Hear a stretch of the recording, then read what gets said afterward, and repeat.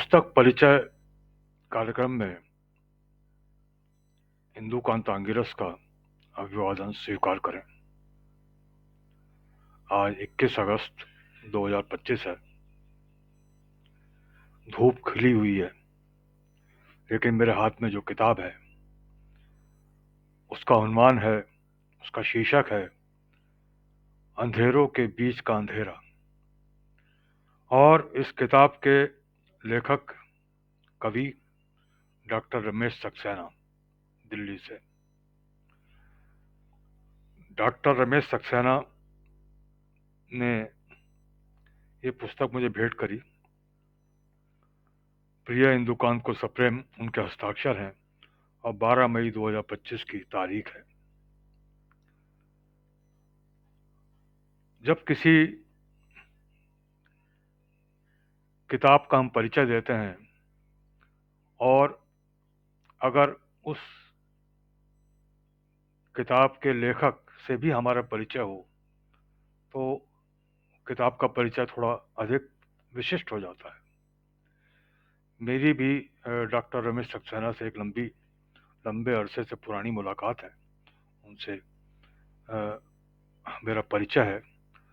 तो आज इस काव्य संग्रह का मैं परिचय आपको देने जा रहा हूँ। इसमें पुस्तक पेपरबैक है और 108 पृष्ठ हैं और 100 कविताएं हैं। कला, इसके पब्लिशर जो हैं पुस्तक के, वो कला और कलम ट्रस्ट, जो कि मैं समझता हूँ डॉक्टर रमेश सक्सेना जी का ही ट्रस्ट है, तो उसके द्वारा प्रकाशित हुई है। इस पुस्तक में से मैं आपको चंद कविताएं और चंद कविताओं के अंश आपके सामने रखूंगा। जो टाइटल कविता है, जिस नाम से ये कविता संग्रह है, किताब संग्रह है, काव्य संग्रह है, उसी नाम से पहली ही कविता है, तो मैं चाहूंगा कि वो आपके सामने रखूं। अंधेरों के बीच का अंधेरा। डुगडुगी बजाता हूँ मर्यादाओं की, डुगडुगी बजाता हूँ मर्यादाओं की, परंपराओं की, आदर्शों की। रुकता नहीं कोई, सुनता नहीं कोई, मैं बुद्ध बना खड़ा हूँ। बढ़ नहीं सकता, मुझे रोकता है अंधेरों के बीच का अंधेरा। मुझे रोकता है अंधेरों के बीच का अंधेरा। यह पुस्तक डॉक्टर रमेश सक्सेना ने अपने बेटे रिक्की को सस्नेह समर्पित करी है। और खूबसूरत बात यह है कि इसमें बीच बीच में, शुरू में कुछ चित्र बने हुए हैं। बीच में तो नहीं है, लेकिन शुरू में चित्र बने हुए हैं जो कि इस पुस्तक को और भी सुंदर बनाते हैं। और कागज भी बहुत अच्छा है, उसकी खुशबू मैं महसूस कर सकता हूँ। और कागजों पे अंकित जो शब्द हैं उनको मैं आपके सामने रखूंगा एक एक करके। एक अगली कविता, एक दूसरी कविता की चंद पंक्तियां देखें कि इस शहर को जाने कब फुर्सत होगी, जाने कब फुर्सत होगी इस शहर को, जिए सिर्फ मेरे लिए, मरे सिर्फ मेरे लिए, कि शहर की कोख में रात का शैशव बाकी है।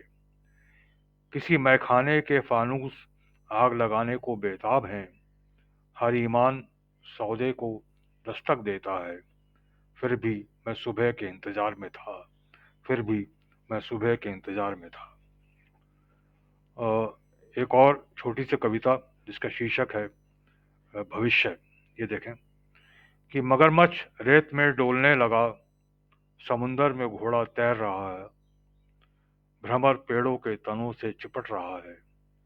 यह सब अजीबोगरीब सा हो रहा। देखते देखते सियारों की टोलियां आती हैं सामने, उनकी शक्ल आदमी सी होती जा रही है।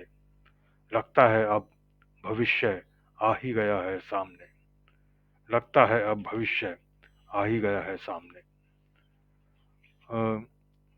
दोस्तों, इनकी कविताएं एक अलग रंग में हैं, एक अलग तरह की भाषा है जिसमें हिंदुस्तानी शब्द तो हैं ही, और लेकिन कुछ ऐसे शब्द भी हैं जो कि आम कविता संग्रहों में हमें देखने को नहीं मिलते। यह कविता देखें, इसका शीर्षक है भटकाव। आस्था की शहनाई में मेरे गीत दब गए हैं। आस्था की शहनाई में मेरे गीत दब गए हैं। गा तो रहा हूँ कोलाहल के सुर की तरह, कांधे पर लादे अपने अस्तित्व की लाज। जगमगाते नियोन साइनों पर थिरके नंगे पांव, जीवन के उस बिंदु पर अब कहीं भटक से गए हैं मेरे गीत। अब कहीं भटक से गए हैं मेरे गीत। और एक और सुंदर रचना, ऐसा अक्सर देखा गया है कि कई बार कुछ कवि लेखक दूसरे कवियों के लिए रचनाएं लिखते हैं, उनको समर्पित करके रचनाएं लिखते हैं। तो इसमें भी एक कविता डॉक्टर रमेश सक्सेना ने नियाला जी के ऊपर लिखी है, सूर्यकांत त्रिपाठी नियाला के ऊपर। और कविता का शीर्षक है नियाला के पति। कि निराला को मैंने कभी नहीं देखा, ना कभी उनसे मिलने का सौभाग्य मिला। लुंगी बांधे अपने बिखरे मन को इलाहाबाद के पथ पर साधते रहे निराला। अपने को कविता को उथल पुथल फिर मौन शांत। यदि उनसे यदि उनसे मिलने का अवसर भी कभी मिलता तो यदि उनसे मिलने का अवसर भी कभी मिलता तो मैं नतमस्तक उनका नमन करता। अवश्य कहता उनको साहित्य का ब्रह्मांड। अवश्य कहता उनको साहित्य का ब्रह्मांड। दोस्तों, एक जिंदगी के अभिनय के ऊपर यह कविता है, देखें, इसका शीर्षक है अभिनय। कि व्यथा की अग्नि को क्या दूं सौगात।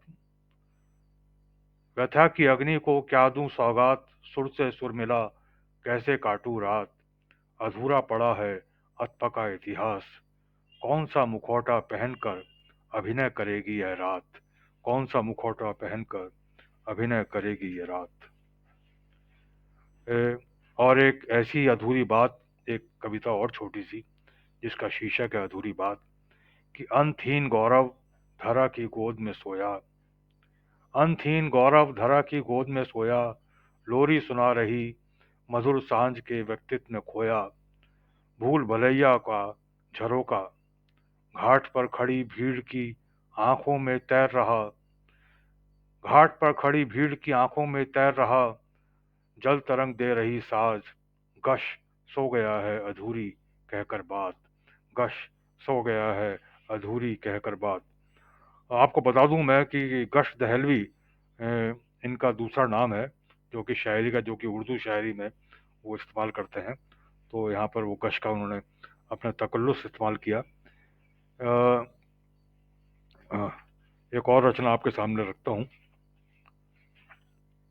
यह भी क्योंकि वो आपका जन्म दिल्ली में हुआ और पुरानी दिल्ली की गलियों में उनकी ज़िंदगी गुजरी है, तो ये दिल्ली के ताल्लुक से ये कविता है। और इसका शीर्षक है सुखनवर दिल्ली के। कि कभी खड़े थे गालिब ज़ौक़ जिस चौक पर। कभी खड़े थे गालिब ज़ौक़ जिस चौक पर। ज़फ़र सी गज़ल गा गया मिटा सका ना जो दाग कुछ ऐसे दे गया। हाय मखमूर तुम्हारे खौफ में बेगानों को भी अपना कह गया। बेखुदी में हुआ मशकूर इस तरह पी है कितनी शाद से कह गया। दर पर उसको जो दे दे जान समझो मोमिन हो गया। पीरों का भी रहा पीर उसकी भी क्या कहे उसकी भी कहे क्या मीर। पेचो खम गलियों में भटक कर गश रह गया। पेचो खम गलियों में भटक कर गश रह गया। क्योंकि दिल्ली की जो गलियां हैं वाकई उनके जो पेचो खम है बहुत हसीन है। और उसमें जो है शायर जो है भटक जाता है, उन पर भटक कर रह जाता है। तो उस ताल्लुक से ये कविता थी बहुत खूबसूरत, और अपने आप में एक ऐतिहासिक कविता है ये। दोस्तों, एक कविता और, इसका शीर्षक भी बहुत सुंदर कविता, देखें आप। इसका शीर्षक है नग्नता। कि कभी थकान होती है कभी हृदय है कि बल्लियां उछलता। और वो भी किस किस बात अटकता। बेढंगी हो चाहे सीधी कुछ कहना चाहती हो या सुनना। भावनाओं की भी अजीब कहानियां हैं। जो दूर है लगता है पास, दूरियां भी कितनी करीब हैं। तुम खामोश रहो या ना रहो तुम खामोश रहो या ना रहो। मैं जानता हूँ इस बात को जो कह लेने भर से ओढ़ लेने भर से ओढ़ लेते हैं सत्य का परिधान, और तुम कितनी नग्न हो जाती हो, और तुम कितनी नग्न हो जाती हो। एक और छोटी सी कविता, बहुत ही सुंदर और दार्शनिक कविता है, आप देखें इसे। एकोनाइट कि पूर्णिमा की इस सुहागन रात में, पूर्णिमा की इस सुहागन रात में, जिन चांदी के कटोरों में तुम भर भर खीर लाए हो, सुगंधमयी अस्तित्व का सार लाए हो, वो कहाँ वो कहाँ छोड़ आए हो एकोनाइट से भरा हुआ अरस्तू का कटोरा। वो कहाँ छोड़ आए हो एकोनाइट से भरा हुआ अरस्तू का कटोरा। दोस्तों, और आपके सामने एक रचना रख रहा हूं मैं। इसका शीर्षक है समय। कि समय के साए में अतीत टूट गया, समय के साए में अतीत टूट गया, निर्जीव सी राह पर अकेला छोड़ गया। कुछ पा लेने का गुमान, व्यर्थ की चेतना को समय की हथेलियों पर हवा के झोंकों से झाड़ता रहा। व्यर्थ की चेतना को समय की हथेलियों पर हवा के झोंकों से झाड़ता रहा। न जी सका, न मर सका, एक जीवन यूं ही बस जी गया, एक जीवन यूं ही बस जी गया। अ, और कवि ने धर्म के ऊपर एक छोटी सी कविता है लिखी है, अपने विचार लिखे हैं उन्होंने, संप्रेषित किए हैं कि आखिर धर्म होता क्या है। इसका शीर्षक है धर्म क्या है। जनसंख्या इतनी नहीं, फिर भी धर्म में आस्था बढ़ रही है। जनसंख्या इतनी नहीं, फिर भी धर्म में आस्था बढ़ रही है, या बढ़ाई जा रही है, वह भी केवल एक धर्म में। मंदिरों की बस्ती घंटियां, मंदिरों की बस्ती घंटियां पूछ रही हैं, बताओ कि हमारा धर्म क्या है। मंदिरों की बस्ती घंटियां पूछ रही हैं, बताओ कि हमारा धर्म क्या है। और दोस्तों, इस कविता, इस काव्य संग्रह की अंतिम कविता मैं आपके सामने रख रहा हूं। इसका शीर्षक है चातक। कि ना दुग्ध दे सकता, ना खेत जोत सकूं, ना ही नृत्य कर पाता। ना दुग्ध दे सकता, ना खेत जोत सकूं, ना ही नृत्य कर पाता। कठोर कठोरतम नुपुरों के सौहार्द पर गगन झूमता जा रहा। रक्त रंजित पृथ्वी टाप टाप कर बचता बचाता। गंडासे की धार कहीं, नेता की वाणी का सत्सार, इसे किस नाम से पुकारोगे। गौशाला में बंधा एक आम आदमी है केवल चातक। गौशाला में बंधा एक आम आदमी है केवल चातक। और कोष्ठ में दिया है उन्होंने चातक के लिए बछड़ा शब्द लिखा है। तो ये एक सांकेतिक कविता थी। और दोस्तों, इसमें जितनी भी कविताएं मैंने आपको सुनाई हैं, बहुत मन से मैंने इस काव्य संग्रह को पढ़ा, और मैं काफ़ी प्रेरित भी हुआ इनसे। कई जगह बहुत सी कविताओं ने मुझे उद्वेलित भी किया है, और मुझे विश्वास है कि ये कविताएं आपको भी, आपके हृदय को भी छुएंगी। और इस काव्य संग्रह में ऐसी बहुत सारी कविताएं हैं। मैंने आपको बताया 100 कविताएं हैं। मैंने तो पानगी के रूप में सिर्फ चंद कविताएं आपके साथ साझा करी हैं। तो मेरा मन है, मेरा निवेदन है, मेरी गुजारिश है कि आप इस काव्य संग्रह को जरूर पढ़ें, क्योंकि इसमें से कुछ न कुछ आपको जरूर मिलेगा। कुछ ऐसे मोती जरूर मिलेंगे जो आपके जीवन, अ, अब आपके अमूल्य जीवन को और अधिक अमूल्य बना देंगे। आपकी सांसों को और अधिक अ, और अधिक अ, बहुमूल्य और अधिक कीमती बना देंगे। दोस्तों, इन्हीं शब्दों के साथ मैं इस पुस्तक परिचय को विराम देता हूं। अभी आप सुन रहे थे डॉक्टर रमेश सक्सेना के काव्य संग्रह अंधेरों के बीच का अंधेरा का परिचय इंदुकांत आंगिरस की आवाज में।